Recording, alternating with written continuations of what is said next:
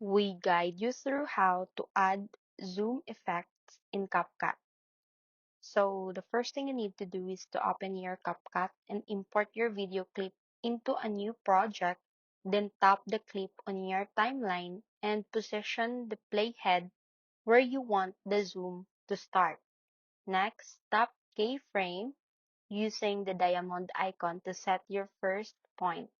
Then move a few seconds forward in the timeline and slightly pinch outward on the preview screen to zoom in or pinch inward to zoom out, depending on your desired effects.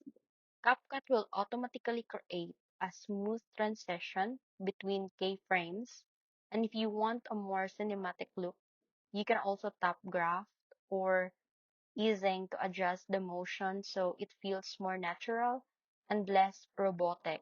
Repeat the same keyframe process for multiple zooms if needed for beats or highlights. And finally, preview your video to make sure the zoom timing matches your audio or scene cuts.